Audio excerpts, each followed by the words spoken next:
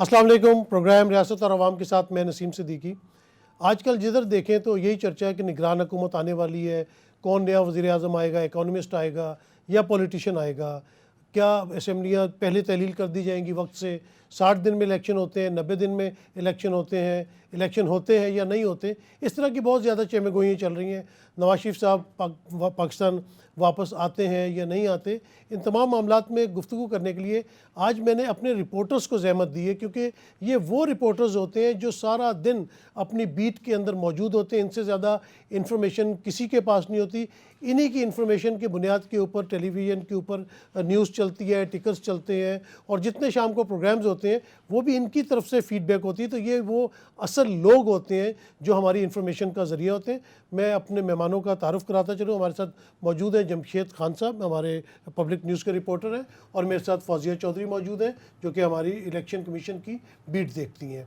पहला मेरा सवाल आपसे है जमशेद, कि ये बताइएगा कि आपको क्या नज़र आ रहा है। अभी तो यही हो रहा है कि 8 अगस्त को असम्बली तहलील हो जाएगी, जबकि असल टाइम तो रात 12 बजे 12 अगस्त को उनका ख़त्म होगा। वक्त से पहले ये असम्बलियाँ क्यों तोड़ना चाहते हैं? सर, एक वजह ये है इसकी जो बेसिक नज़र आ रही है, और जिसमें हुकूमत जो इत्तेहाद में शामिल जमाते हैं उनका ये कहना था कि किसी तरीके से उनको टाइम ज़्यादा मिल जाए। जो ग्राउंड रियलिटी तो यही कह रही है कि इस वक्त हुकूमत के पास कोई ऐसा एजेंडा या मंशूर नहीं है जो लोगों को बता सके, अपनी परफॉर्मेंस जो है वो दिखा सके। तो उसके लिए ज़रूरी है कि उनको कुछ टाइम थोड़ा सा और मज़ीद मिल जाए। तो अगर 8 अगस्त को यहाँ पर असम्बली तोड़ने की समरी जो है यहाँ पर सदर मुमलिकत को भिजवाई जाती है, तो 48 घंटे तक अगर उसको मंजूर नहीं किया जाता उस समरी को, तो ऑटोमेटिक ये असेंबली ख़त्म हो जाएगी और इस तरह 90 डेज़ उनको मिल जाएंगे। लेकिन अगर यहाँ पर 10 तारीख को ये असेंबली के हवाले से समरी जो है मूव की जाती है सदर मुमलिकत को, और वो दस्तखत नहीं करते, तो 12 अगस्त तक ये ख़त्म हो जाएगी। और 12 अगस्त का मतलब ये है कि हुकूमत के पास जो है यहाँ पर 60 दिन होंगे। यही वजह है कि यहाँ पर जो मौजूदा हुकूमत है वो हर तरह का एक यहाँ पर कोशिश कर रही है कि किसी तरीके से ज़्यादा टाइम जो है उनको क्यों, उसकी जमशेद क्या वजह बात तो ये है कि जब इन्होंने अपना चेयरमैन तहरीक इंसाफ की तरफ से असम्बलियाँ डिज़ोल्व करवाई गई, पंजाब असम्बली और खैबर पख्तूनख्वा असम्बली, तो इनका यही शोर था कि नहीं, असम्बलियों को अपना वक्त पूरा करना चाहिए। तो अगर आप 2 दिन पहले भी अगर आप इसको असम्बली को डिज़ोल्व करते हैं तो वक्त तो पूरा नहीं हुआ ना। तो इसका मतलब है कि अगर आप ये कहते थे कि चेयरमैन PTI ने अपने मफाद के लिए पंजाब असम्बली तहलील करवाई, खैबर पख्तूनख्वा असम्बली तहलील करवाई, तो अभी भी तो आप अपने मफाद के लिए कि आपको ज़्यादा दिन मिल जाए, आपको ज़्यादा वक्त मिल जाए, तो आप अपने मफाद के लिए जो है असम्बली बिफोर टाइम डिज़ोल्व कर रहे हैं। बिल्कुल यही बात है, क्योंकि सियासत है ही मुफादात की गेम, और इस गेम में जो है मौजूदा जो हुकूमती इत्तेहादी वो बिल्कुल इसमें शरीक है। उनका भी ये कहना है कि उनके पास ऐसा कोई मंशूर नहीं है, ऐसी कोई परफॉर्मेंस नहीं है कि जो आम लोग जनरल मासिस को वो बता सकें। जो महंगाई की शरह है, जो इन्फ्लेशन रेट है इस वक्त जो मुल्क में चल रहा है, उसके बाद तो ये कहना ही जो है आप नहीं कह सकते इस तरह के इनको कोई इस तरह की पजीराई मिलेगी। अगर वो अवाम में जाते हैं, उनको कोई वोट का कहा जाता है कि वो उनको वोट दे, तो वोट किस बात पे दे, परफॉर्मेंस क्या है? तो परफॉर्मेंस तो ज़ाहिर है उनके पास है नहीं। 3 महीने उनको मज़ीद चाहिए, उसमें मुख्तलिफ वादे होंगे। यानी कि आपके कहने का मकसद है 2 से 3 महीने भी हो जाए, लेकिन पॉपुलैरिटी जो ग्राफ है वो बढ़ नहीं सकते। हम फौजिया की तरफ बढ़ते हैं। फौजिया, ये बताइएगा कि इलेक्शन के मामलात जिस तरह 90 रोज़ में इलेक्शन होने चाहिए थे पंजाब असम्बली और खैबर पख्तूनख्वा के, हालांकि सुप्रीम कोर्ट ने आइनी तौर पे फैसला भी दिया, लेकिन इलेक्शन कमीशन ये काम नहीं कर सका। इलेक्शन कमीशन के ऊपर अरबों खरबों रुपए का बजट लगाया जाता है, लेकिन अक्सर देखा कि जो भी पार्टियां होती हैं उनको इलेक्शन कमीशन से हमेशा शिकायत ही रहती है। तो आप अभी क्या समझती हैं कि अगर निगरान गवर्नमेंट आ जाती है, 60 दिन हो या 90 दिन हो, क्या इलेक्शन कमीशन की पूरी तैयारी है जनरल इलेक्शन करवाने की पाकिस्तान में? जी बिल्कुल सर। सबसे पहले हम बात करेंगे जिस तरह से मुल्क में हम देख रहे हैं एक इलेक्शन का माहौल बनता नज़र आ रहा है, सारी पार्टीज़ इस पर बात कर रही हैं, और सबसे बड़ी बात यह है कि इलेक्शन कमीशन इस पर बात करता नज़र आ रहा है। गुज़श्ता रोज़ सेक्रेटरी इलेक्शन कमीशन ने एक बड़ी स्टेटमेंट दी है। उन्होंने ये कहा है कि अगर असम्बलियाँ 12 अगस्त को तहलील हो जाती हैं तो वो 11 अक्टूबर तक इलेक्शन करवाने के लिए तैयार हैं, चाहे वो 60 रोज़ हों चाहे वो 90 रोज़ हों। अब इलेक्शन कमीशन ने तो अपनी रजामंदी जाहिर कर दिया, अब बाल चली गई है हुकूमत के कोर्ट में।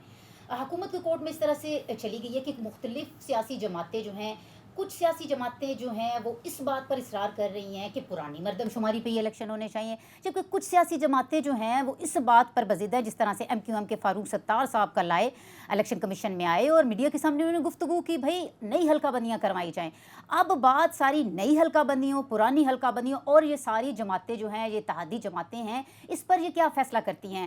الیکشن کمیشن نے تو گرین سگنل دیا ہوا ہے کہ ہم بالکل تیار ہیں، حکومت ہمیں جب بولے گی ہم الیکشن کے لیے تیار ہیں، اور اس کے ساتھ ساتھ اب حکومت اگر دیکھتی ہے کہ پرانی مردم شماری، کیونکہ ابھی مردم شماری جو ہے ہم دیکھ رہے ہیں، مردم شماری کی جو کاپی ہے وہ بھی سامنے نہیں آئی، اٹیسٹڈ کاپی سامنے نہیں ہے، جب وہ الیکشن کمیشن کو موصول ہو جائے گی تو الیکشن کمیشن جو ہے وہ تیار ہو جائے گا۔ لیکن پھر سوال یہ ہے کہ الیکشن کمیشن جو ہے پھر وہ 60 اور 90 روز میں الیکشن نہیں کروائے گا اگر مردم شماری جو ہے نئی مردم شماری پہ، پھر یہ بات آئندہ سال پہ چلی جائے گی، 2024 کے آغاز میں پھر الیکشن ہوتے نظر ہمیں آ رہے ہیں جو ہم گراؤنڈ فوزیہ بڑی اچھی انفارمیشن آپ نے دی۔ دیکھیں اگر موجودہ حکومت جو ہے وہ اپنی اسمبلیوں کی جو مدت ہے اس کو بڑھا لیتی وہ تو آ نہیں سکتا تھا شاید، لیکن اگر یہ حکومت چلی جاتی ہے اور نگران حکومت تو 90 دن ان کے پاس ہیں الیکشن کرانے کے یا 60 دن ہے، تو اگر وہ جس طرح آپ نے بتایا کہ یہ اپنا مدت بڑھائی جا سکتی ہے کیونکہ ابھی جو ہے وہ ڈی لمیٹیشنز ہونی ہے حلقوں کی یا جو بھی اپنا یہ مردم شماری ہوئی یہ والا معاملہ ہے، تو وہ نگران حکومت اپنا وقت کیسے بڑھائے گی؟ کیا کوئی آئین میں اس کی گنجائش ہے؟ الیکشن کمیشن نے ہم نے دیکھا جس طرح سے دونوں صوبوں میں الیکشن ہونے تھے، الیکشن کمیشن کے ساتھ کسی بھی ادارے نے تعاون نہیں کیا تھا، سیکیورٹی انہیں نہیں ملی، فنڈز ان کو ٹائم پر نہیں دیے گئے تھے، اور اب جب جنرل الیکشن ہے اور پھر وہی بات ہے کہ کیونکہ حکومت اب تیار ہے، ہم نے دیکھا رانا ثنا اللہ نے کہا کہ ہم انتخابی مہم شروع کرنے جا رہے ہیں، اب حکومت آپ کو لگتا ہے کہ انتخابات کا ویسے کوئی ماحول بنا ہوا ہے؟ کیونکہ جس ملک میں اگر اپوزیشن نہ ہو اور اپوزیشن کے اوپر اتنی پابندیاں ہوں اور ان کے تمام لوگوں کے اوپر کیسز ہوں تو وہاں الیکشن کا کوئی ماحول اس وقت مجھے تو بنتا ہوا نظر نہیں آ رہا۔ بالکل سر، یہ سوال ایسا ہے کہ ہم جو سارے جرنلسٹ ہیں نا، جب الیکشن کمیشن کی چیزیں کور کر رہے ہوتے ہیں تو ہم خود یہی سوچ رہے ہوتے ہیں کہ اس دفعہ کے الیکشن کس طرح سے ہوں گے، کیونکہ ہم نے 2018 کے الیکشن دیکھے ہیں۔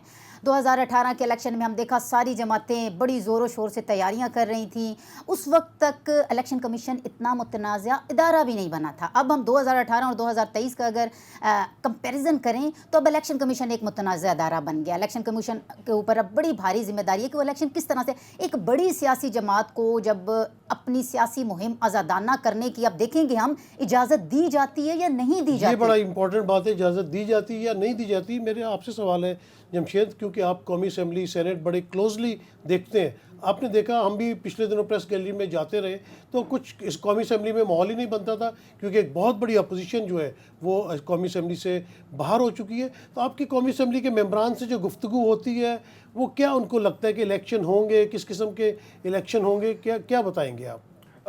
بالکل سر، ایک جو شش و پنج ہے وہ اراکین پارلیمنٹ کے دماغ بڑی میں ثقیل اردو آپ نے بولی، مجھے بڑی خوشی ہوئی، شش و پنج۔ بالکل شش و پنج کا شکار ہے، اراکین پارلیمنٹ بھی اس کا شکار ہے۔ لیکن آج کی ایک ڈیولپمنٹ ہے کہ یہاں پر ایک تو آئینی کمیٹی کا اجلاس ہوا اور دوسرا راجہ ریاض کی ملاقات ہوئی اسپیکر قومی اسمبلی کے ساتھ۔ آئینی کمیٹی میں بھی کچھ چیزیں ڈسکس ہوئی نگران حکومت کے حوالے سے اور نگران وزیر اعظم کے نام کے حوالے سے، اور ظاہر ہے کہ اس وقت ایک بڑا پورشن جو تھا یہاں سے کافی سارے اراکین پارلیمنٹ جو تھے اپوزیشن سے تعلق رکھنے والے وہ مستعفی ہو چکے ہیں، اور جو موجودہ یہاں پر اپوزیشن ہے اس کی راجہ ریاض جو ہے وہ یہاں پر نمائندگی کر رہے ہیں، اور قوانین کے مطابق، کانسٹیٹیوشن کے مطابق جو ہے یہاں پر صرف اسے حکومت کا جو وہ ہے یہاں پر جو رول ہے کہ ان کے ساتھ ہی مشاورت کی جا سکے گی۔ تو آج مشاورت کا ایک سلسلہ شروع ہوا جس پر اتفاق کیا گیا کہ وہ 3 نام جو ہے وہ راجہ ریاض دیں گے اپوزیشن کی جانب سے، جو ہے ممکنہ طور پر جس بھی نگران وزیر اعظم کے حوالے سے، اور حکومت بھی نام دے گی، جس کے بعد مشاورت کا سلسلہ آگے چلے گا۔ جس طرح فرینڈلی اپوزیشن ہے، جمشید خان آپ کا کیا خیال ہے کہ جو بھی نام دیے جائیں گے دونوں کی طرف سے میوچول انڈرسٹینڈنگ سے ہی ہوگا اور فیصلہ جو ہے وہ میرے خیال سے پارلیمنٹ میں بھی ہو جائے گا، پارلیمنٹری کمیٹی یا الیکشن کمیشن تک جانے میں میرے خیال سے نوبت نہیں آئے گی؟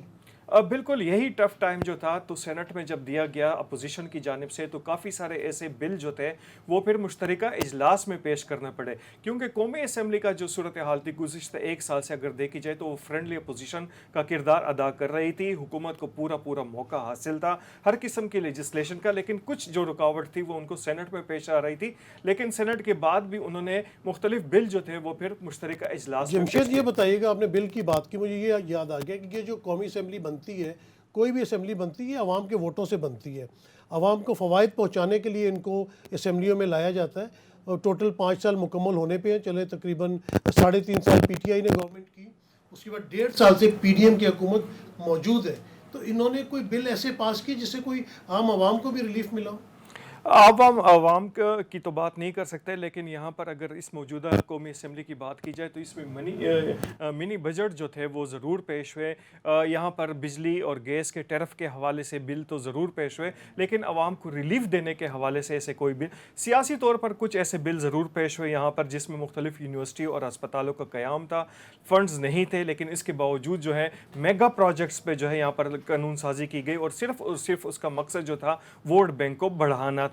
ووٹ بینک کو بڑھانے کے حوالے سے تو لیجسلیشن ضرور ہوئی, لیکن اگر گراؤنڈ ریالٹی کو دیکھا جائے تو گراؤنڈ ریالٹی پہ یہاں پر کچھ ایسی مطلب ریلیف نظر نہیں آ رہی جو ایک قانون ساز جو ہے یہاں کے پارلیمنٹ کا جو ایک تصور ہے وہ کیا جاتا ہے اس میں.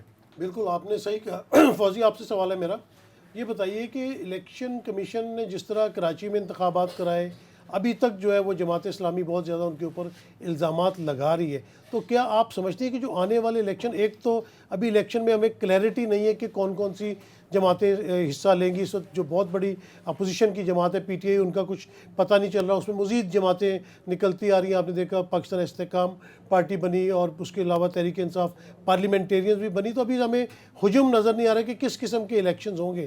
لیکن آپ کیا سمجھتی ہیں جس قسم کے بھی الیکشن ہوں گے, الیکشن کمیشن جو ہے یہ صاف اور شفاف الیکشن کرانے میں کامیاب ہو جائیں گے؟ بالکل سر, یہ ابھی ہم نے حالیہ جو الیکشن دیکھے ہیں, کراچی کے الیکشن, بہت زیادہ سوالات کھڑے ہوئے ہیں, کیونکہ مختلف سیاسی جماعتیں جو تھیں ان کی جانب سے بھی سوالات اٹھائے گئے, اور جماعت اسلامی تو متاثرین تھی اس میں, اور انہوں نے اپنی درخواست بھی الیکشن کمیشن میں جمع کروائی تھی. تو سوال یہی ہے کہ اتنی چھوٹی مطلب ہم یہ کہہ سکتے ہیں کہ یہ جو الیکشن تھے یہ بڑے الیکشن نہیں تھے, جنرل الیکشن سے ان کو کمپیریزن کریں. اب جب یہ الیکشن آ رہے ہیں, جنرل الیکشن آ رہے ہیں, تو الیکشن جو ہیں وہ متنازع ضرور ہوں گے, کیونکہ بڑی سیاسی جماعت جو ہے اس میں حصہ نہیں لے رہی. اس کے ساتھ ساتھ اگر پچھلی دفعہ تو آر ٹی ایس بیٹھ گیا تھا, اس دفعہ کون بیٹھے گا؟ اس دفعہ سر یہی دیکھا جا رہا ہے کہ آر ٹی ایس جس الزام عائد کیا گیا تھا, کیونکہ تاریخ اپنے آپ کو دہرا رہی ہے. 2018 میں ہم دیکھ رہے تھے یہ ساری اتحادی جماعتیں الیکشن کمیشن کے باہر پروٹیسٹ کرتی نظر آ رہی تھی اور الزام عائد کرتی نظر آ رہی تھی الیکشن ہونے کے بعد. لیکن اس الیکشن میں ہم دیکھ رہے ہیں کہ الیکشن ہونے سے پہلے ہی پی ٹی آئی جو ہے انہوں نے بار بار, جتنے بھی ان کے بڑے سیاسی رہنما ہیں, انہوں نے الیکشن کمیشن کو ایک متنازع ادارہ جو ہے وہ بنا دیا ہے, اور الیکشن کمیشن تھوڑا متنازع ادارہ بن بھی گیا ہے. عام انتخابات کے حوالے سے, عام انتخابات جس طرح سے الیکشن کمیشن کروانے کے لیے کوشاں ہے, ہمیں بظاہر نظر آ رہا ہے یہ الیکشن جو ہے یہ کروانا چاہتا ہے, لیکن ضروری ہے کہ ادارے ان کے ساتھ کس حد تک تعاون کرتے ہیں, اور ادارے تعاون تبھی کریں گے جب حکومت کمیٹڈ ہو جائے گی. کیونکہ ادارے تو تمام اس وقت سیم پیج کے اوپر ہیں. یہاں پہ ہمیں بریک لینی. جمشید خان صاحب آپ کا بہت شکریہ, دوبارہ حاضر ہو. Welcome back. بریک میں ہمیں پھر ہمارے جو مزید رپورٹرز ہیں انہوں نے جوائن کیے ہیں. راجہ عثمان طاہر صاحب ہیں جو کہ ہمارے خاص طور پہ آئی ایم ایف اور جو فائنینشیل ہماری بیٹ ہے اس کو دیکھتے ہیں. اس کے ساتھ فیصل سعید صاحب موجود ہیں. فیصل سعید صاحب کورٹس دیکھتے ہیں, اور خاص طور پہ اسلام آباد ہائی کورٹ. میرا پہلا سوال راجہ صاحب آپ سے ہے کہ عوام تاڑے تو بڑی تنگ ہے, یعنی کہ کہنے کا مقصد ہے مہنگائی سے بڑی تنگ ہے. یہ جو آئی ایم ایف سے لون مل گیا اس کے بڑا شور ہوگا مچا, جو ڈالر ہے اس کی پرائس نیچے آ رہی ہے, پھر یو اے ای سے 1 ارب ڈالر مل گیا. عوام کو ان چیزوں کا کیا فائدہ؟ صدیق صاحب آپ صحیح کہہ رہے ہیں. عوام تو اب یہ کہہ رہے ہیں کہ مہنگائی ہے کہ کوئی طوفان ہے یار, اب ہم تو اس جینے کے ہاتھوں مر چلے. ایسی صورتحال ہے جس طرح مہنگائی بڑھتی جا رہی ہے. خاص کر آپ دیکھیں آئی ایم ایف کے ساتھ جو معاہدے ہوئے ہیں, اب اس کی سفارشات انہوں نے جو تمام تر تفصیلات ہیں وہ قومی اسمبلی میں پیش بھی کر دی ہیں. لیکن جس طرح بجلی کی قیمتوں میں اضافہ ہو رہا ہے, گیس کی قیمتوں میں اضافہ کیا جا رہا ہے, اور دیگر جو اشیاء خردنوش کی قیمتیں وہ اس سے انٹرلنک ہیں, وہ بڑھتی جا رہی ہیں, تو عوام کے لیے جینا بہت مشکل ہو گیا ہے. اب آپ کو بتا چلوں کہ اس وقت پاکستان کے اوپر 246 ارب 78 کروڑ ڈالر کے جو قرضے ہیں وہ واجب الادا ہیں. اس میں سے ملکی غیر ملکی دونوں قرضے ہیں. اب پاکستان کو رواں یعنی سال کے لیے 28 ارب ڈالر چاہیے تاکہ معیشت کا پہیہ چل سکے. اب 28 ارب ڈالر کہاں سے آئیں گے, کس طرح آئیں گے, یہ ایک الگ سوال ہے. لیکن یہ ہے کہ جس طرح دوست ممالک سے مانگ رہے ہیں, آئی ایم ایف سے مانگ رہے ہیں, کبھی کہاں سے مانگ رہے ہیں, تو اس طرح معیشت کا پہیہ چلنا انتہائی مشکل ہو گیا ہے. یعنی کہ عوام کے اوپر مزید مہنگائی کا بوجھ ڈالا جائے گا. ڈیفینیٹلی جس طرح دیکھیں معیشت کا پہیہ رکا ہوا ہے. اب غیر ملکی سرمایہ کاری کے حوالے سے میں آپ کو تھوڑے سے فگر بتاتے چلوں کہ 70% کمی ہوئی ہے. 77% غیر ملکی سرمایہ کاری جو پاکستان میں آ رہی تھی اس میں کمی ہوئی ہے. تو اب اندازہ کریں یہاں سرمایہ کاری کے لیے لوگ آنے کے لیے تیار نہیں ہیں, سیاسی عدم استحکام ہے. اب لوگوں کو سمجھ نہیں آ رہی ہے کہ ہم وہاں سرمایہ لگائیں گے, ہمارا سرمایہ محفوظ ہوگا نہیں ہوگا. بے روزگاری بڑھتی جا رہی ہے, اور جب بے روزگاری بڑھے گی اوپر سے مہنگائی بڑھے گی تو پھر عوام کے لیے بڑی مشکلات پیدا ہونا شروع ہو جائیں گی, جو پہلے ہی کافی مشکلات پیدا ہو رہی ہیں. ابھی بجلی کی قیمتوں میں اضافہ ہوا ہے, ابھی ای سی سی نے یہ کہا ہے اور گورنمنٹ یہ کہہ رہی ہے کہ گیس کی قیمتوں میں بھی اضافہ ہونے والا ہے, اور گیس کی قیمتوں میں مزید اضافہ ہوگا تو پیٹرول کی قیمتوں میں بھی اضافہ, پیٹرول کی قیمتوں میں بھی اضافہ متوقع ہے. جس طرح گورنمنٹ پہلے رشیا سے انہوں نے منگوایا پیٹرول, روس سے منگوایا, پھر عوام کو ایک لولی پاپ دیا گیا کہ جی پیٹرول کی قیمتیں کم ہوں گی. لیکن اب یہ بھی جو جس طرح بھی اس کا دفعہ جو پیٹرول کی قیمتوں میں کمی کی ہے, اب اس کے اوپر بھی تحفظات تھے کافی سارے لوگوں کے, کافی ساری کمپنیز کے, کہ کمی نہیں بن رہی تھی اور انہوں نے کم کر دیا. اب آئی ایم ایف میں بھی, آئی ایم ایف والوں نے بھی ناراضگی کا اظہار کیا ہے کہ آپ ہمیں کچھ کہتے ہیں, یہاں کچھ کہتے ہیں. تو اب یہ بڑی عجیب و غریب صورتحال ہے, خاص کر معاشی جو وہ جو صورتحال ہے. رشیا والا تیل آیا تھا اس کی تو بڑی تشہیر کی گئی تھی, تو کدھر گیا وہ تیل؟ اس کا یہ اپنا صدیقی صاحب کہ وہ یہ تیل کم از کم 3 مہینے کے بعد جو ہے وہ قابل استعمال ہوگا. اب وہ کروڈ آئل آیا ہے رشیا سے سارا, اب وہ پاکستان کی آئل ریفائنریز, پہلے تو یہ کہا جا رہا تھا کہ وہ جو رشین آئل ہے وہ پاکستان کی جو آئل ریفائنریز ہیں وہاں صاف ہی نہیں کر سکتی, ان کے پاس اتنی استطاعت ہی نہیں ہے کہ وہ اس کو صاف کر سکیں. اب پھر اللہ اللہ کر کے کچھ مشینیں منگوائی گئیں تاکہ اس کو ریفائن کروایا جا سکے. راجہ عثمان صاحب, عوام کو کوئی تسلی دیں, کوئی بتائیں کہ کیا ان کو کوئی ریلیف ملنے والا ہے؟ جو غریب آدمی ہے وہ اپنے بچوں کو 2 وقت کی روٹی کھلا سکے گا, اپنے بچوں کی فیسیں ادا کر سکے گا, اپنے بوڑھے ماں باپ کو دوائیاں لے کے دے سکے گا, کوئی ان کے لیے اگر اچھی خبر ہے آپ کے پاس ہے تو بتائیں. جو اپنا صدیقی صاحب معاشی صورتحال نظر آ رہی ہے آنے والے دنوں میں بھی, جو موجودہ صورتحال میں چل رہی ہے, اس میں بالکل نہیں کہا جا سکتا کہ عوام کو کوئی آنے والے دنوں میں ریلیف ملے گا, بلکہ کہا یہ جا رہا ہے کہ ہو سکتا ہے کہ مزید جو منی بجٹ ہیں وہ لائے جائیں تاکہ جو آئی ایم ایف کی شرائط ہیں, اب تو پاکستان کو پہلی قسط ملی ہے, ابھی پاکستان کو 2 قسطیں ملنا مزید باقی ہیں. اب یہ کہا جا رہا ہے کہ ان 2 قسطوں میں آئی ایم ایف کی جانب سے مزید ایسی شرائطیں جو سامنے آئیں گی اور سارا نزلہ عوام کے اوپر گرے گا, اور یہ سارے پیسے عوام کی جیبوں سے نکالے جائیں گے اور آئی ایم ایف کو دیے جائیں گے. تو اب تو 1 قسط ملی ہے پاکستان کو, اب $3 ارب میں سے $1 ارب 20 کروڑ پاکستان کو موصول ہوئے ہیں. اب $1 ارب 20 کروڑ پاکستان کو ملیں گے, انٹرم گورنمنٹ جو آگے آئے گی وہ پوری حکومت جو بنے گی ان کو دیں گے, اور اس کے بعد جو انتخابات کے بعد جو بھی گورنمنٹ آتی ہے پھر تیسری قسط ان کو ملے گی. اب یہ یعنی کہ ابھی بھی پاکستان کی عوام کے لیے مشکل حالات آئندہ آنے والے دنوں میں دیکھے جا رہے ہیں. فیصل صاحب یہ بتائیے گا کہ آپ کورٹ رپورٹنگ کرتے ہیں, اسلام آباد ہائی کورٹ میں ہمیشہ موجود ہوتے ہیں, آپ نے بڑی اچھی ہمیشہ رپورٹنگ کی ہے, انفارمیشن آپ کی بہت اچھی ہوتی ہے. جس طرح ابھی راجہ عثمان بتا رہے تھے کہ جس طرح انسرٹنٹی ہے, ملک کے اندر انویسٹمنٹ نہیں آ رہی, لوگ اندر بھی پیسے اپنے دبا کے بیٹھے ہوئے ہیں, تو آپ ایک بہت بڑی اپوزیشن جماعت کے کیسز آپ روزانہ سنتے ہیں, opposition leader chairman P T I بھی وہاں پہ آتے ہیں, تو آپ کیا دیکھ رہے ہیں کہ آنے والے دنوں میں ان پہ کوئی پابندی لگ سکتی ہے, نااہلی ہو سکتی ہے, یا ان کو کوئی سزا ہو سکتی ہے؟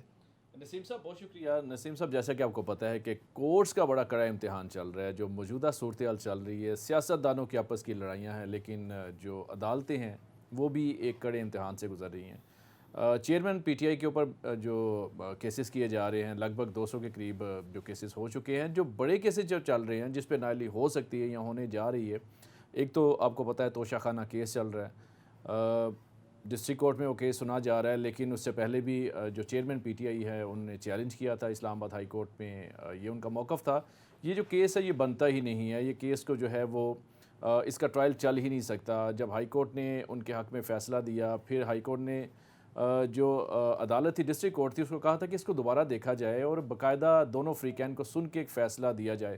غالباً 6 سے 7 دن کا ٹائم دیا گیا تھا, لیکن اس سے پہلے 3 روز میں دوبارہ فیصلہ کر دیا گیا. فیصل یہاں پہ ایک سوال اٹھتا ہے, توشہ خانہ سے تو دیکھیں کہ سب نے فائدے اٹھائے, کسی نے گاڑیاں لی, کسی نے ہیرو کے ہار لیے, لیکن یہ صرف چیئرمین پی ٹی آئی کے اوپر ہی کیوں توشہ خانہ کیس بنایا جا رہا ہے؟ یہ تو پوری اس کی انکوائری ہونی چاہیے. جس کو باہر سے جو گفٹ ملتے ہیں وہ اپنے گھروں میں لے کے جاتے ہیں, جس طرح وہ پچھلے دنوں ایک لاہور ہائی کورٹ کی طرف سے کہا گیا تھا, تو اس کی بہت بڑی ایک لسٹ بھی جاری کی گئی تھی, لیکن وہ سارا نزلہ لگتا ہے کہ چیئرمین پی ٹی آئی کے اوپر ہی ہے توشہ خانہ کا. دیکھیں جو چیئرمین پی ٹی آئی کا جو اس میں موقف ہے وہ تو قابل سماعت ہونے پر ہی اعتراض اٹھا رہے ہیں, کہ وہ کہتے ہیں کہ یہ اس کو قابل سماعت کرنا ہے تو پھر ایک پوری فہرست ہے, مطلب اس میں تو سینکڑوں کی تعداد میں جو پرانے وزراء گزرے ہیں, جو وزرائے اعظم گزرے ہیں, سب نے کہیں نہ کہیں سے لازمی تحائف وصول کیے ہیں. اب ان کا جو مسئلہ یہ ہے کہ ایک تو جعلی رسید کا مسئلہ بن رہا تھا, اس کو جو ہے وہ کورٹ دیکھ رہی ہے, لیکن ساتھ آپ کو پتہ ہے دوسرا کیس بھی ان پہ چل رہا ہے, وہ ہے غیر شرعی نکاح کا جو معاملہ ہے. اس پہ بھی اب ٹرائل کا آغاز ہو چکا ہے، اس کو بھی قابل سماعت قرار دیتے ہوئے اس کو اب دوبارہ اس کا ٹرائل کا آغاز کیا گیا. دونوں کو چیئرمین پی ٹی آئی کی جانب سے اسلام آباد ہائی کورٹ میں چیلنج کیا گیا ہے. اب چیف جسٹس ان پہ جو ہے سماعت کر رہے ہیں.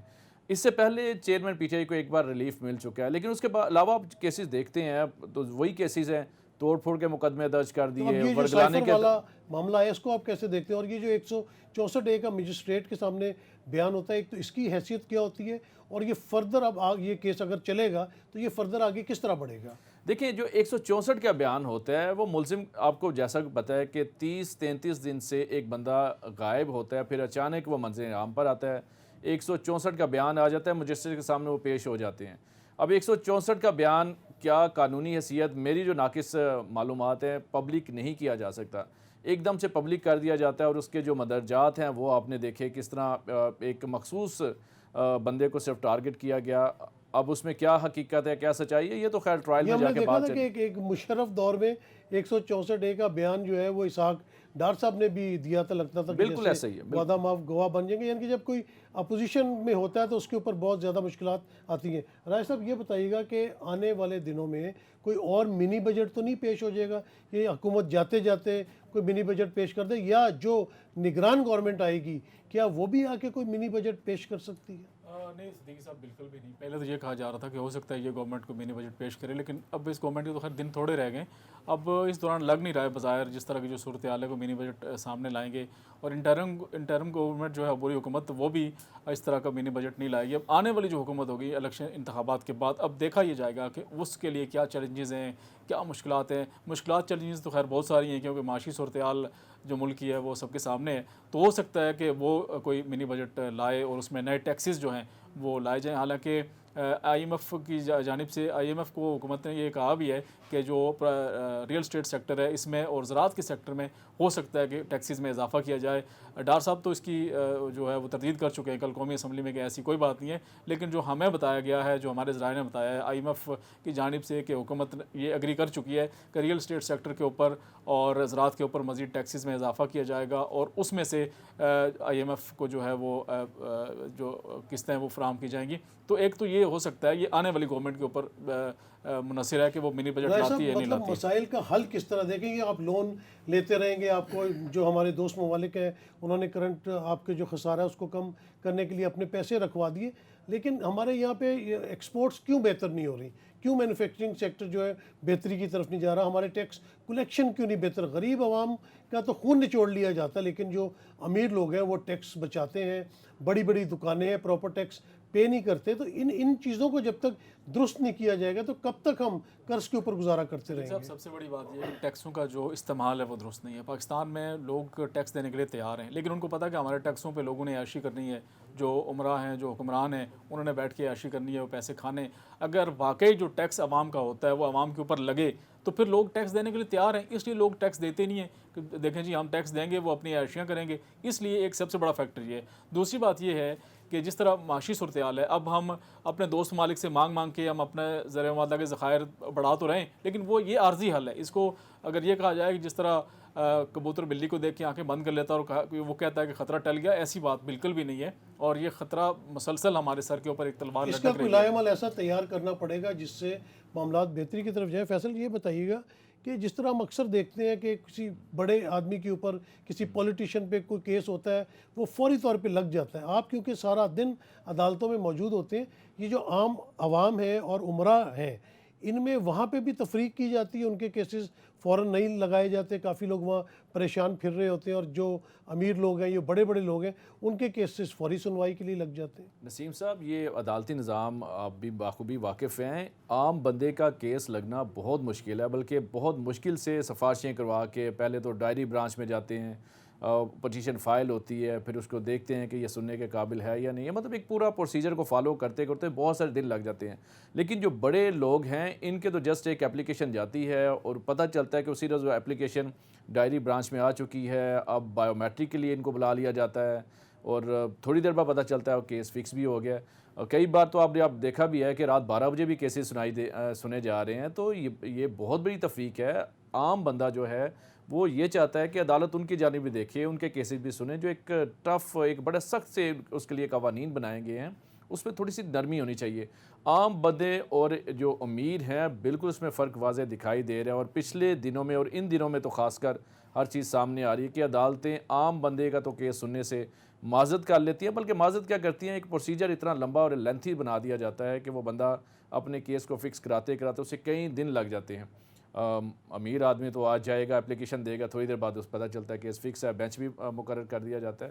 تو یہ تفریق تو ہے یہاں پر. یعنی کہ غریب کے لیے الگ قانون ہے اور امیر کے لیے الگ قانون ہے. بڑی اچھی گفتگو ہوئی. راجہ صاحب آپ کا بھی بہت شکریہ, فیصل صاحب آپ کا بھی بہت شکریہ. آپ نے دیکھا کہ جو ہمارے رپورٹرز ہیں جو سارا دن خبریں اکٹھی کرتے ہیں اور لیگ ورک کرتے ہیں اور اپنے بیٹس پہ موجود ہوتے ہیں, سب کا یہی کہنا تھا کہ غریب عوام کے لیے کوئی کچھ نہیں کر رہا. بھلے وہ پارلیمنٹ ہے, بھلے وہ عدالتیں ہیں, عمرہ جو ہے وہ تمام جگہ سے فائدہ اٹھاتے ہیں. غریب جو ہے وہ دن بدن پستا چلا جا رہا ہے, اس کے لیے 2 وقت کی روٹی مشکل ہو گئی ہے, اس کو اپنے بچوں کا پالنا مشکل ہو گیا ہے.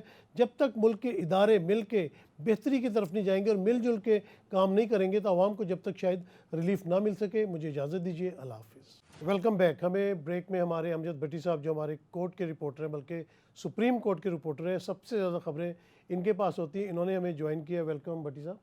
بھٹی صاحب بتائیے گا کہ جو معاملات چل رہے ہیں سپریم کورٹ میں, جس طرح الیکشن پہ بات ہوئی تھی وہ تو کوئی اس کے اوپر عمل نہیں ہوا, تو آپ کیا سمجھتے ہیں کہ چیف جسٹس بندیال صاحب جانے سے پہلے اس کے اوپر مزید کوئی ایکشن لے سکتے ہیں, یا سپریم کورٹ میں آج کل کس قسم کے معاملات چل رہے ہیں؟ نواز شریف صاحب کیوں نہیں آ رہے؟ کیا وہ 16 سپٹمبر کے بعد آئیں گے؟ کیا انفارمیشن ہے آپ کے پاس؟ دیکھیں صدیقی صاحب, جہاں تک الیکشن کا ہے وہ تو سپریم کورٹ کا جو فیصلہ ہے وہ اس وقت بھی اپنی جگہ پہ اسٹینڈ کرتا ہے. 14 مئی کے جو الیکشن کا فیصلہ تھا, چیف جسٹس امرتا بندیال بارہا اس حوالے سے جو پنجاب میں جو انتخابات سے متعلق کیس ہے اس میں انہوں نے یہ واضح طور پر الیکشن کمیشن کے حکام بھی جس وقت عدالت میں پیش ہوئے اس کیس کی سماعت کے دوران, تو چیف صاحب نے بارہا اس چیز کو دہرایا کہ سپریم کورٹ کا 14 مئی کا ملک بھر میں الیکشن کا جو ہے بالخصوص پنجاب میں جو الیکشن ہے اس کا فیصلہ جو ہے وہ اپنی جگہ پر موجود ہے.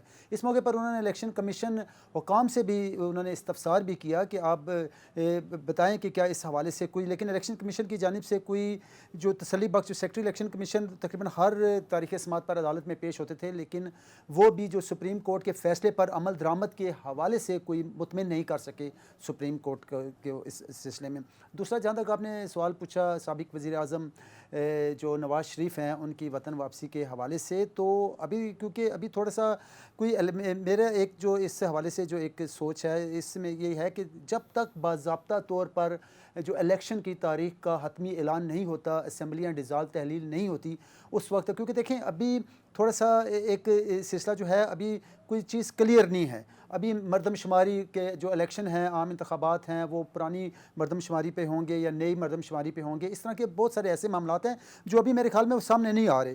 کچھ عرصے کے بعد جو ہے یہ چیزیں جب سامنے آئیں گی اور اس کے بعد کچھ معاملات کلیئر ہوں گے, کوئی پولیٹیکل سچویشن کلیئر ہوگی, تو اس وقت ہی اس بات کا ایک کہا جا سکتا ہے کہ پھر مسلم لیگ نون کی جانب سے ایک واضح طور پر حتمی طور پر اعلان کر دیا جائے گا کہ سابق وزیر اعظم نواز شریف فلاں تاریخ کو وطن واپس آئیں گے. یعنی کہ ایک جو تاثر لیا جا رہا ہے کہ شاید 16 سپٹمبر کے قریب آئیں یا اس کے بعد آئیں, کیا یہ درست ہے؟ دیکھیں بہت ساری تاریخیں دی گئیں اور ابھی سے نہیں تاریخیں دی جا رہی. جب سے جو ہے وہ ایک جو سابق وزیر اعظم ملک سے باہر گئے اور اس کے بعد جو ہے معاملات تھے کہ ابھی 1 ماہ تک آ رہے ہیں, 2 مہینے تک آ رہے ہیں, 3 ماہ تک آ رہے ہیں, تو ابھی حتمی طور پر یعنی کیا سرائیاں ہیں. جب تک کوئی الیکشن کی تاریخ کے حوالے سے حتمی طور پر کوئی اعلان نہیں کیا جا سکتا, اسمبلیاں تحلیل نہیں ہوتی, تو اس وقت تک یہ کہنا قبل از وقت ہوگا کہ وہ سپتمبر کی کس تاریخ کو لیکن وہ یہ آئیں اب گے. خبر آ گئی ہے کہ نواز شریف صاحب جلد از جلد پاکستان واپس آ رہے ہیں اور ان کے شاید کیسز بھی ختم ہو جائیں گے. جس طرح آپ نے دیکھا کہ وزیر اعظم شہباز شریف کے ان کے جو 2 بیٹے حمزہ شہباز شریف اور سلمان شہباز شریف کے اوپر بھی جو منی لانڈرنگ کے کیسز تھے وہ آہستہ آہستہ ختم ہوتے چلے جا رہے ہیں. فوزیہ یہ بتائیے گا کہ ایک بہت شکایت آتی ہے الیکشن والے دن لوگ اپنا, ابھی تو انہوں نے ایک نمبر بھی جاری کر دیا کہ اس کے اوپر اگر آپ ٹیکس کریں گے تو آپ کو آپ کا جو پولنگ بوتھ اس کا بتا دیا جائے گا, لیکن جب لوگ اس پولنگ بوتھ پہ جاتے ہیں تو پتہ چلتا ہے وہاں پہ ان کا لسٹ میں نام نہیں ہے, ان کو سارا دن چکر لگانا پڑتا ہے, خوار ہوتے ہیں, ووٹ نہیں کاسٹ کر سکتے. ہمارے کتنے رجسٹرڈ ووٹرز ہیں اور یہ اس طرح کے معاملات کیوں ہوتے ہیں کہ لوگوں کو پتہ ہی نہیں چلتا کہ ان کا ووٹ کدھر گیا یا کوئی ڈال بھی گیا کہ نہیں ڈال گیا؟ بالکل سر, سب سے پہلے تو ہم بات کریں گے رجسٹرڈ ووٹر کتنے ہیں. رجسٹرڈ ووٹر جو ہیں الیکشن کمیشن کے پاس اعداد و شمار جو انہوں نے جاری کیے ہیں 12 کروڑ 60 لاکھ سے زائد ووٹرز ہیں, اور اب اس میں سے اگر ہم دیکھیں تو زیادہ تر جو پڑھا لکھا طبقہ بھی ہے کوئی اس بات کی زحمت ہی نہیں کرتا کہ وہ چیک کرے کہ کیا اس کا ڈریس چینج ہوا اور اس کا جو حلقہ ہے وہ چینج تو نہیں ہو گیا. اور یہ شکایات ہمیں سب سے زیادہ اس وقت رپورٹ ہوتی ہیں جس دن یہ الیکشن ہوتا ہے یا الیکشن سے کچھ دن پہلے امیدوار جو ہیں وہ لسٹیں جاری کرتے ہیں. جب ہر کوئی ووٹر اپنا ڈیٹا دیکھتا ہے, اپنا ڈریس دیکھتا ہے تو لسٹیں چینج ہوتی ہیں. الیکشن کمیشن پہ بھی برڈن بڑھ جاتا ہے. الیکشن کمیشن نے ایک اچھا کام یہ کیا, اپنی ہیلپ لائن جو سروس ہے وہ انہوں نے گزشتہ کئی ماہ سے فعال رکھی ہوئی ہے.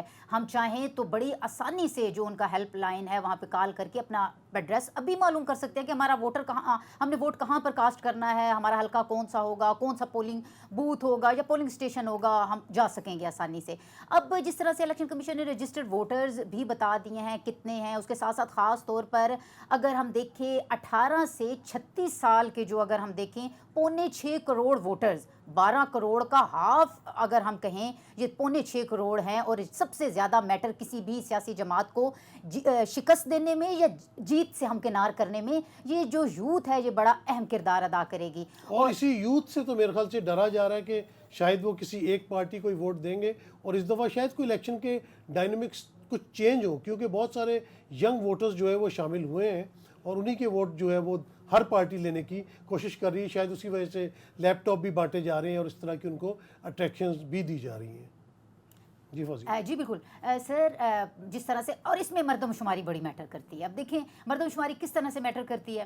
اگر ہم دیکھیں 2016 کی مردم شماری, اس وقت ووٹرز کی تعداد کیا تھی اور اب ووٹرز کی تعداد کیا ہے, تو مردم شماری میں جو اتنے عرصے بعد ہو رہی ہے ووٹرز کی تعداد بھی بڑھی ہے. اب ایم کیو ایم اگر یہ شکوہ کر رہی ہے کہ ان کا ایک بہت زیادہ ووٹ اسٹیک ہولڈرز ہیں وہ کراچی کے, وہ سندھ کے, تو ان کا اگر یہ اس بات پہ وہ اصرار کر رہے ہیں اور یہ درخواست کر رہے ہیں کہ نئی حلقہ بندیاں کروائی جائیں, نئی مردم شماری کی, تو ان کا بالکل یہ جو ایک وہ مطالبہ کر رہے ہیں یہ جائز مطالبہ ہے, کیونکہ الیکشن ہر جماعت کو پھر 5 سال بعد ٹائم دیا جائے گا. اچھا فوزی, یہاں پہ ایک سوال اٹھتا ہے. ایک تو یہ ہے کہ جب آپ نے متنازع قسم کی مردم شماری کرنی ہوتی ہے تو اس سے بہتر ہے کہ آپ نہ کریں. اربوں روپیہ خرچ آتا ہے. تقریباً ابھی جو موجودہ مردم شماری ہوئی ہے اس کے اوپر 42 ارب روپیہ خرچ آیا ہے. دوسری طرف یہ بات آ جاتی ہے کہ اگر آپ نے نئی مردم شماری کے اوپر الیکشن نہیں کروانے تھے تو پھر آپ نے اتنا پیسہ کیوں ضائع کیا.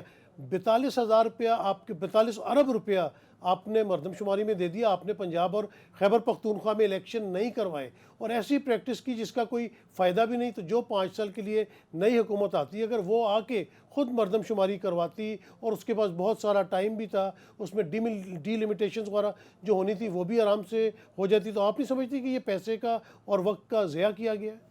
بالکل سر, پیسے کا تو بہت زیادہ ضیاع کیا گیا ہے. یہی پیسہ اگر بر وقت جس طرح سے صوبوں میں شیڈول بھی جاری الیکشن کمیشن نے کر لیا تھا اور یہی جواز تھا کہ جی ہمیں فنڈ نہیں ریلیز ہو رہے, اور فنڈز جو ہیں اب دیکھیں جس طرح سے حکومت نے کہا کہ ہم اپنی انتخابی مہم چلانے جا رہے ہیں, اور اب دیکھیں گزشتہ روز ECC کا جو اجلاس ہوا ہے اور فنڈز بھی جو ہیں ذرائع کے مطابق یہ کہا جا رہا ہے کہ 42 ارب سے زائد کے فنڈ جو الیکشن کمیشن نے مانگے ہوئے تھے وہ ریلیز کرنے جا رہے ہیں. ابتدائی طور پر پہلے 10 ارب سے زائد کے فنڈز دیے جائیں گے الیکشن کمیشن کو, اور 10 ارب کے فنڈز بھی. اب بات یہی ہے سر کہ جب حکومت ضرورت محسوس کرے گی, الیکشن کمیشن ہر دفعہ جب بھی ان سے ہم بات کرتے ہیں, جب بھی ہم ان سے پوچھتے ہیں, اعلیٰ حکام سے پوچھتے ہیں, تو وہ ہر وقت یہی ان کا جواب ہوتا ہے ہم الیکشن کے لیے تیار ہیں, ہم الیکشن کمیشن تو تیار ہے, حکومت کب تیار ہوگی. حکومت کیا نئی مردم شماری کے مطابق کروائے گی, پرانی مردم شماری کے مطابق کروائے گی. سیاسی جماعتیں اس اچھا تو فضی یہ ذمہ داری الیکشن کمیشن کی ہے نا, کیونکہ حکومت نے تو کہا ہے کہ اب جو ڈیٹ اناؤنس کرے گی وہ الیکشن کمیشن کرے گی, تو اب ان کے پاس اختیار ہے کہ وہ پرانی مردم شماری پہ کرواتی, نئی مردم شماری پہ کرواتی ہے. میرا اپنا امجد بھٹی صاحب آپ سے یہ سوال ہے کہ آپ جس طرح کیسز دیکھ رہے ہیں, توشہ خانہ کا کیس ہے یا اس کے علاوہ جس طرح اب یہ سائفر والی بات ہوئی ہے, سپریم کورٹ میں بھی اس طرح کی آپ کی ملاقاتیں بھی وہاں پہ بہت ہوتی رہتی ہیں, تو کیا آپ دیکھ رہے ہیں کہ آنے والے وقتوں میں PTI چیئرمین کو نااہل کیا جا سکتا ہے یا ان کے لیے کوئی اتنی بڑی رکاوٹ کھڑی ہو سکتی ہے جس کی وجہ سے وہ یا ان کی پارٹی الیکشن میں حصہ نہ لے سکے؟ نسیم صدیق صاحب, فی الحال تو ماحول اس طرح کا بنایا جا رہا ہے, کیونکہ دیکھیں گراؤنڈ ریالٹیز یہی ہیں کہ اس وقت تمام تر سارے جو اس طرح کے اقدامات کیے گئے ہیں, سارے معاملات ہیں اور جو پی ٹی آئی کے چیئرمین ہیں مختلف کیسز میں ان کو مختلف ان کے خلاف جو ہے وہ کیسز بنے ہیں 9 مئی کے علاوہ دیگر کیسز جیسے آپ نے ذکر کیا توشہ خانہ کا. اور ابھی ریسنٹلی آئندہ جو پیر جو ہے 24 جولائی کو بھی پی ٹی آئی کے چیئرمین انہیں ایک عبدالرزاق شر جو کوئٹہ کے ایک وکیل تھے اور ان کا قتل ہوا. اب اس سلسلے میں بھی اب سپریم کورٹ نے انہیں طلب کر رکھا ہے ذاتی طور پہ. اب اس میں یہ ہے کہ اس طرح کے معاملات ایسے ہیں کہ اب دیکھنا یہ ہے کہ صرف ابھی تک کیونکہ جو ایک ٹرائل کا جو معاملات ہیں حکومت کی یہ کوشش یہ ہے کہ جلد از جلد ٹرائل مکمل ہو, چاہے وہ توشہ خانہ کیس ہو دیگر ہوں, جبکہ ان کی جانب سے جو حکومتی وکلاء ہیں ان کی جانب سے جو پروسیڈنگ کے دوران یہ موقف اختیار کیا جاتا ہے کہ جو پی ٹی آئی کے چیئرمین ہیں ان کے وکلاء کی جانب سے ایک تاخیری حربے استعمال کیے جا رہے ہیں. اب بظاہر لگتا ہے ایسے ہے کہ معاملات جو ہیں وہ پی ٹی آئی کے چیئرمین کی نااہلی کی طرف حکومت جو ہے یا عدالت اگر حتمی اگر اس حوالے سے فیصلہ ہو جاتا ہے انتخابات سے پہلے تو پھر یقینی طور پر پی ٹی آئی کے چیئرمین کی نااہلی کی بڑی خبر بھی سامنے آ سکتی ہے. لیکن کیونکہ ابھی یہ معاملات ابھی ٹرائل کورٹ کی حد تک ہیں, سپریم کورٹ میں اس وقت جو معاملہ ہے وہ صرف اور صرف جو پی ٹی آئی کے جو چیئرمین ہیں ان کا معاملہ جو کوئٹہ کے وکیل عبدالرزاق شر ہیں ان کے حوالے سے, اور اس میں بھی جو کوئٹہ میں جو وکیل قتل ہوا اور اس میں ایک ہے کہ ان کی جو بیوہ ہے وہ تو واضح طور پر یہ کہہ چکی ہیں کہ اس قتل سے پی ٹی آئی کے چیئرمین کا کوئی تعلق نہیں ہے.